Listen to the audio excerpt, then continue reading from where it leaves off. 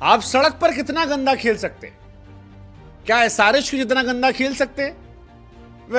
नहीं खेल सकते। और यही वजह है कि एसआरएच चाइनीज माल बन गई है। मतलब सड़क वाली पिच थी मुंबई की, वानखेड़े मैदान, और उस मैदान पर ऐसे बिहेव किया एसआरएच वालों ने कि मानो पर्थ की विकेट है। हैरान करने वाली कहानी थी यार। मतलब ट्रेविस हेड दो जीवन दान पाए, आउट हुए, नो बॉल हो गई, फिर कैच पकड़ा गया, फ्री हिट थी, और उसके बाद जनाब 29 गेंदों पर 28 बनाते हैं। नीतीश रेड्डी 21 गेंदों पर 19 रन बनाते हैं 90 के स्ट्राइक रेट से लगभग 4 ओवर खेलने के बाद। नतीजा क्या होगा? नतीजा वही होगा जो इस मैच में हुआ है, और मुंबई इंडियंस ने इस मैच को जीत लिया। बैक टू बैक दूसरी जीत है दिल्ली के सामने। मुंबई ने जो मोमेंटम पकड़ा था 12 रनों से जीतकर, उस मोमेंटम को कंटिन्यू किया और बताया कि ये वही मुंबई इंडियंस है जो पुराने जमाने में थी।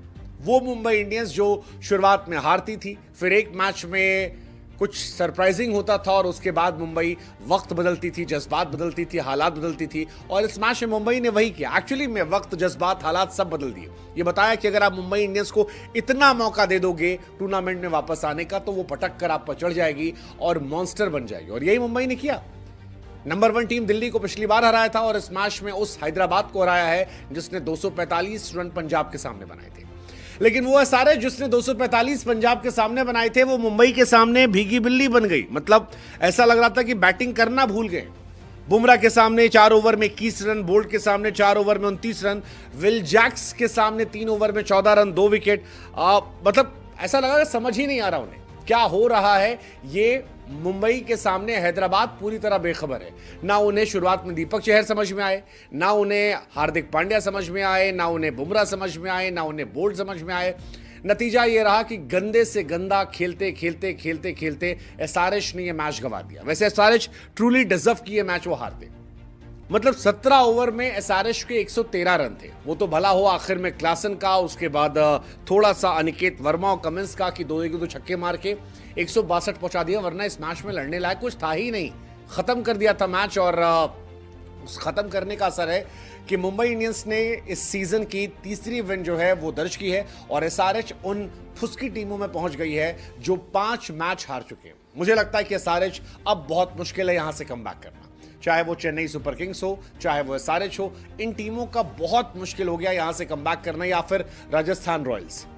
ये 3 टीमें अगर इनमें से कोई कमबैक करता है और टूर्नामेंट में अच्छा करता है तो वो चमत्कार होगा।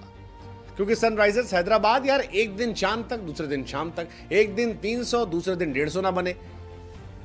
कितनी घटिया बल्लेबाजी थी, चाहे वो ट्रेविस हेड हो, चाहे वो क्लासन हो, नीतीश रेड्डी हो।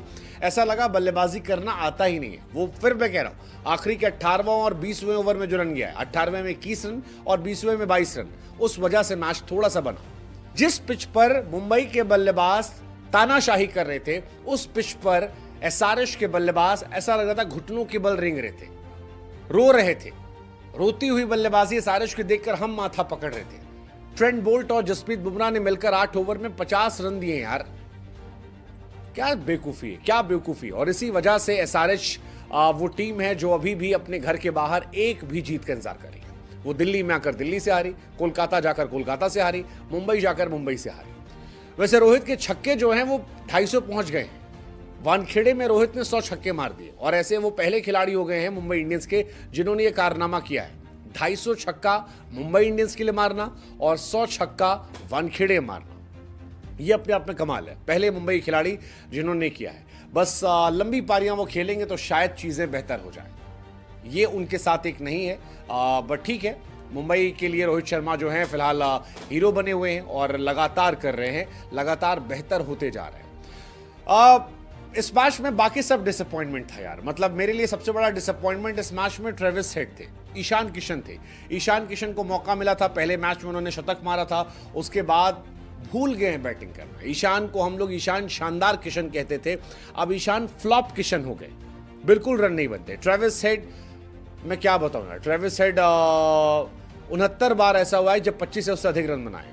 आज पहली बार था जब 25 प्लस रन बनाए हैं, और उसमें स्ट्राइक रेट 100 के नीचे का है। हालांकि वो 1000 रन पूरे कर ले गए, लेकिन इतना स्लो खेलना मुझे नहीं समझ में आ रहा था कि क्या दिक्कत हो रही थी। और सिर्फ ट्रेविस को दिक्कत हो तो भी समझ में आता, ट्रेविस हेड खेल नहीं पा रहे थे, शुरू में अभिषेक शर्मा से शॉट नहीं लग रहे थे, नीतीश कुमार रेड्डी इस पूरे सीजन में फ्लॉप रहे हैं, नीचे क्लासन के पहले नहीं लग रहे थे।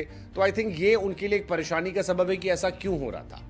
बाकी हार्दिक पांड्या कमाल थे, अनिकेत वर्मा को आप और ऊपर उतार सकते थे, वो बेहतर खिलाड़ी है, उन्हें आपने मौका दिया नहीं तो मामला फंसा रहा। बाकी ये मैच कुछ खास नहीं था, मतलब मैं इस मैच से डिसअपॉइंटेड हूं, हैदराबाद से डिसअपॉइंटेड हूं, क्योंकि हैदराबाद की ब्रांड ऑफ क्रिकेट मेरी